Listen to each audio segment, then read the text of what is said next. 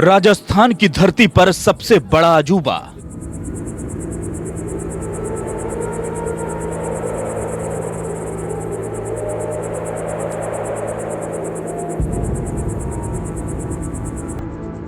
एक कुएं में पूरा महल बसा।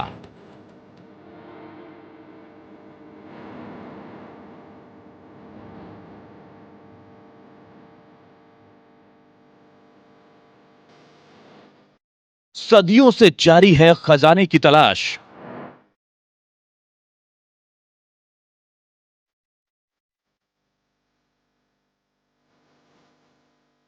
राजपूत और मराठाओं की जंग का जिंदा इतिहास।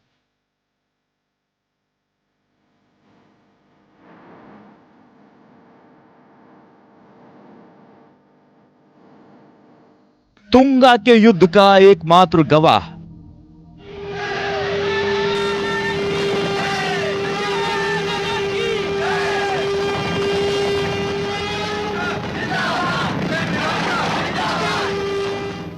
कहां जाता है 7 किलोमीटर लंबी सुरंग का रास्ता।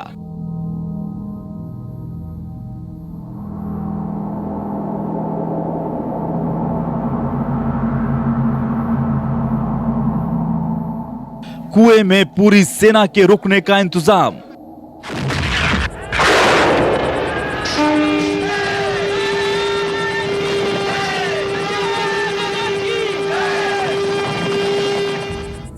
पत्थरों पर पीतल की चाबी से बंद है खजाना।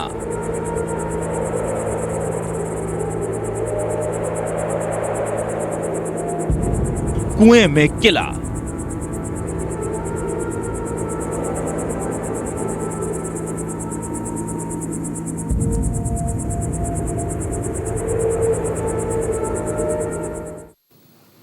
नमस्कार, आपके साथ मैं हूं साक्षी जोशी। एक ऐसा किला जो एक रहस्यमय कुएं के अंदर बसा है, राजस्थान की धरती पर मराठा युद्ध कला का अद्भुत नमूना। जिस कुएं के किले से खजाना निकालने की कोशिश 17वीं सदी से जारी है, लेकिन 7 किलोमीटर लंबी सुरंग में जाने की हिम्मत कोई जुटाए तो कैसे? रहस्य, रोमांच और अजूबों से भरी सच्ची कहानी का एक एक राज आज बेनकाब होगा। आइए देखते हैं, कहां है कुएं में किला। आमतौर पर आपने कुएं और बावड़ी तो बहुत सारे देखे होंगे जहां पर कि पानी की व्यवस्था की जाती थी, इतना पानी के आसपास रहने वाले लोगों की प्यास बुझा सके। लेकिन क्या कभी आपने ऐसा कोई कुआं देखा है जहां पर पानी तो था ही, साथ ही लोगों को भी उसके अंदर रहने की काफी व्यवस्था थी, और न केवल रहने की बल्कि युद्ध के समय यहां पर छिपकर दुश्मन पर वार भी किया जाता था। हथियार रखने की भी जगह थी, खाने पीने की भी वहां पे पूरी व्यवस्था थी। आखिर क्या है इस कुएं का राज, यही जानने के लिए हम जयपुर से निकले हैं और पहुंचे हैं दौसा के पास स्थित लावना गांव में। और ये वही कुआं है जिसकी हम बात कर रहे थे, काफी रहस्य और रोमांच वाली कहानियों से भरा हुआ। यह रहस्यमय किला एक ऐसा कुआं था जो कहने को तो कुआं था, लेकिन बनावट ऐसी कि किसी महल से कम नहीं। कुआं भी ऐसा जिसका ऐतिहासिक तुंगा की लड़ाई में बड़ा योगदान था। ऐसा कुआं जहां सैनिक कई दिन आसानी से छुपकर घात लगाकर अपने शत्रुओं पर आक्रमण करते थे। क्यों बनाया गया था यह कुआं और क्यों यह किसी महल से कम नहीं लगता था? ऐतिहासिक जंग के गवाह बनने वाले इस कुएं का क्या था रहस्य? इन सभी सवालों का जवाब खोजने के लिए न्यूज 24 की टीम इतिहास के पन्नों को टटोलती हुई पहुंच गई जयपुर से करीब 55 किलोमीटर दौसा रोड पर स्थित लवाण गांव में। मराठाओं ने जब अपनी जरूरत के हिसाब से इस कुएं का निर्माण कराया तो यह कोई आसान काम नहीं था, क्योंकि एक तो इसे कुएं का आकार देना, उसके बाद उसमें रहने की व्यवस्था करना, रोशनी की व्यवस्था करना, हवादार होना, क्योंकि यहाँ काफ़ी लोग एक साथ रहते थे, पानी भी यहाँ पर होता था।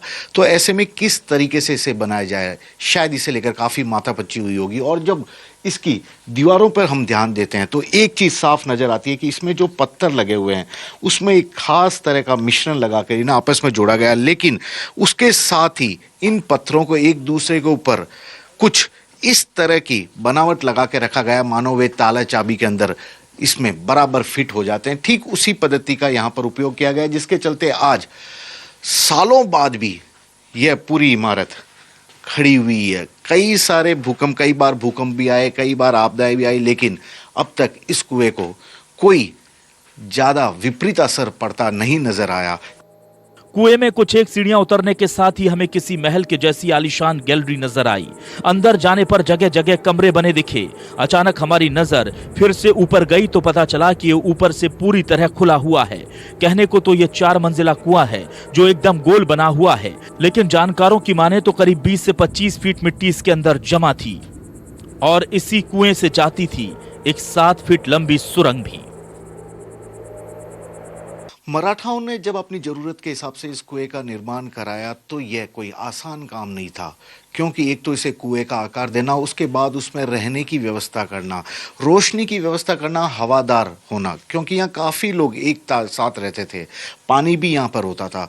तो ऐसे में किस तरीके से इसे बनाया जाए, शायद इसे लेकर काफ़ी माथापच्ची हुई होगी। और जब इसकी दीवारों पर हम ध्यान देते हैं तो एक चीज़ साफ नज़र आती है कि इसमें जो पत्थर लगे हुए हैं उसमें एक खास तरह का मिश्रण लगा कर इन्हें आपस में जोड़ा गया, लेकिन उसके साथ ही इन पत्थरों को एक दूसरे के ऊपर कुछ इस तरह की बनावट लगा के रखा गया, मानो वे ताला चाबी के अंदर इसमें बराबर फिट हो जाते हैं। ठीक उसी पद्धति का यहाँ पर उपयोग किया गया है, जिसके चलते आज सालों बाद भी यह पूरी इमारत खड़ी हुई है। कई बार भूकंप भी आए, कई बार आपदाएं भी आई, लेकिन अब तक इस कुएं को कोई ज्यादा विपरीत असर पड़ता नहीं नजर आया। तुंगा की लड़ाई से संबंध है कि तुंगा की लड़ाई 28 जुलाई 1787 को महाराजा प्रताप सिंह जी और मराठों के बीच में लड़ी गई थी। इसमें जयपुर के राजा प्रताप सिंह जी, सवाई प्रताप सिंह, उन्होंने जयपुर की सेना का नेतृत्व किया, जिसमें और उनके सामंत राजावत, खंगारोत, नाथावत और सभी शाखाओं के, कछाओं की सभी शाखाओं के लोग थे। उसके अलावा राठौड़ों ने भी इसमें जयपुर की तरफ से भाग लिया था और बड़ा ही दुर्धर्ष और महत्वपूर्ण युद्ध रहा। इस युद्ध का ये इतना महत्व है कि इसमें महादजी सिंधिया जो मराठा सेनापति थे, उनकी सहायता के लिए उसमें कुछ फ्रांसीसी जनरल डिबोयन और दूसरे लोग भी थे। तो ये युद्ध सैनिक दृष्टि से बहुत ही महत्वपूर्ण था और कांटे की लड़ाई हुई थी। किसी इतिहास की दिलचस्प कहानी को जानने के बाद हमारी दिलचस्पी इस कुएं से जुड़े कई और राज जानने में लग गई। कहते हैं कि जयपुर के पश्चिम में कनौता और उत्तर में गोला का बॉस भी लवाना राज्य में ही आता था। ऐसे में आसपास के इलाकों में इनका प्रभाव ज्यादा था और व्यापार से भी ये काफी समृद्ध माने जाते थे। सिंधियाओं ने जो भी दौलत यहाँ से लूटी उसे इसी कुएं में दफन कर दिया गया था और उसी खजाने की तलाश में यहाँ सालों लोग आते रहे। पहले तो बहुत बढ़िया था, इसमें ऊपर पानी था और आज के टाइम में तो इसकी खंडर हो गया। खंडर होने से अब ये डरावना हो गया, अंदर आदमी नहीं जाते इसमें ये। और पहले तो बढ़िया था एकदम, लाव चलती थी, पहाड़ी था। आज कुछ भी नहीं। पहले आपने बताया इसके अंदर पत्थर पड़े थे, वो पीसने वाला पड़ा था। आज चाकी थी, चूल्हा थे, ओखली थी, सब सामान थे, आदमी रहते थे इसके अंदर। ये खूबसूरत आप बता रहे हैं बहुत पुराने जमाने का बना हुआ है। हाँ, कई लोगों ने इसको खुदाई उदाई करके सब लूटमार करने की कोशिश की होगी, इसको खराब कर दिया। तो किया है ने ये खंडर इसीलिए ज्यादा हुई, माल काटने के चक्कर में, केसबाजी भी हुई इस चक्कर में। इतिहासकारों की माने तो सिंधियाओं ने इस इलाके में ऐसे ही 30-40 आलीशान कुओं का निर्माण कर रखा था जो वक्त के साथ गर्त में समा गए, लेकिन ये कुआं अब भी सलामत है। हमने हाँ उससे प्रभावित होकर के खजाने की तलाश में इस कुएं को जर्जर बना दिया, खोद डाला और इसके खंडर रूप में परिणत होने का मुख्य कारण यही है कि बहुत समय से पहले ही ये जर्जरित हो गया।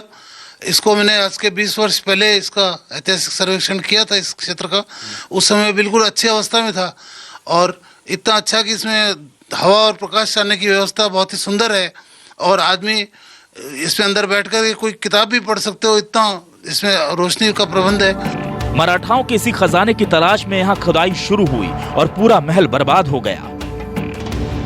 राजस्थान का इतिहास बताता है कि मराठाओं का ज्यादातर वक्त राजस्थान के राजा महाराजा और यहाँ के व्यापारियों से चौथ और खीराज जमा करने में होता था। यानी एक तरह से ये टैक्स वसूला करते थे और लूटपाट के जरिए जो धन इकट्ठा होता था वे उसे अपने साथ अपने रखते थे और अपने इलाके में ले जाते थे। यही कारण है कि जब यह कुआं बनाया गया था तो उनके पास अपार धन दौलत थी। तुंगा की लड़ाई से पहले उनके पास काफ़ी धन भी जमा हो गया था। ऐसे में उन्होंने इसी जगह पर कहीं अपने धन को भी गाड़ के रखा और यही कारण है कि वक्त जब बदलता गया और लोगों को इस किले के बारे में, इस कुएं के बारे में पता लगने लगा तो वे यहाँ आने लगे और इस तरह से यहाँ पर इसकी खुदाई करने लगे।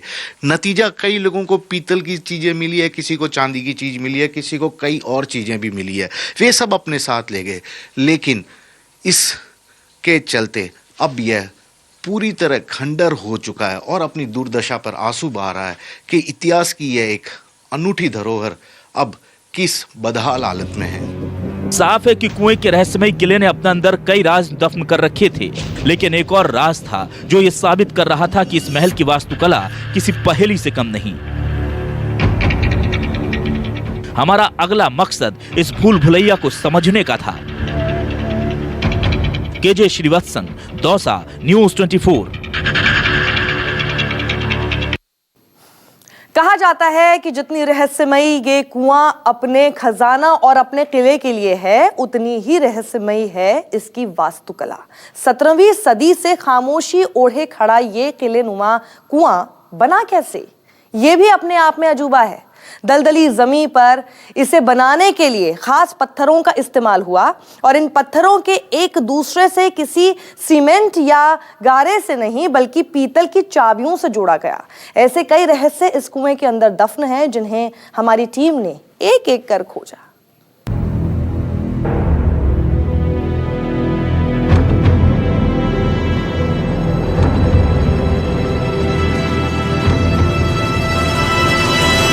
तुंगा युद्ध का गवाह ये कुआं अपनी वास्तुकला के कारण भी अनोखा है।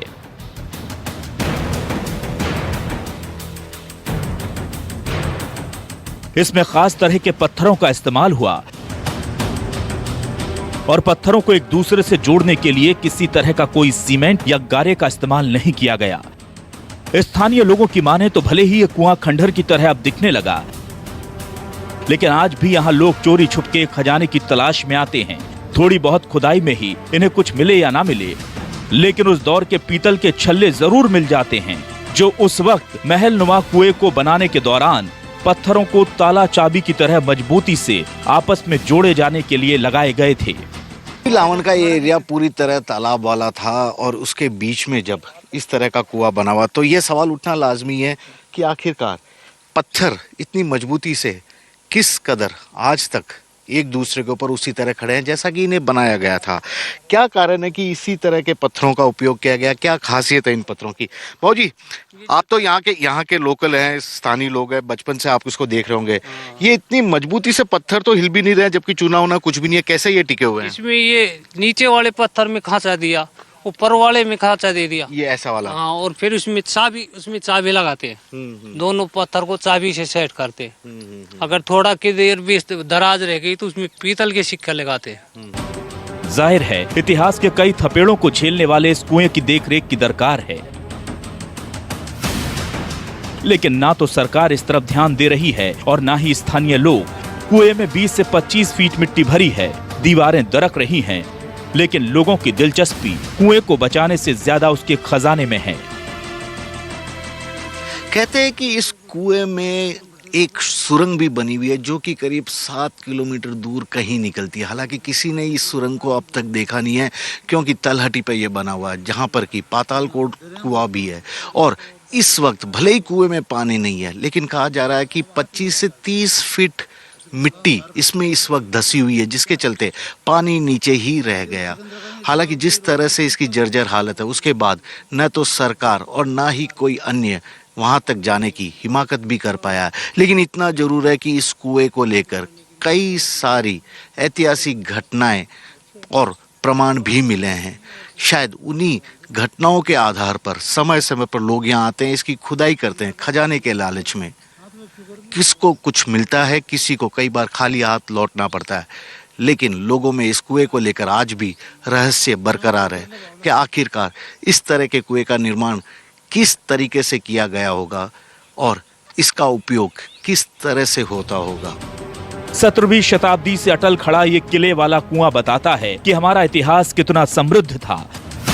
हमारी युद्ध और वास्तुकला कितनी उन्नत थी, लेकिन इस कुएं का वर्तमान हमें ये भी बताता है कि हम अपनी धरोहरों को सहेजने में कितने कमजोर हैं। KJ Srivatsan, Dausa, News 24।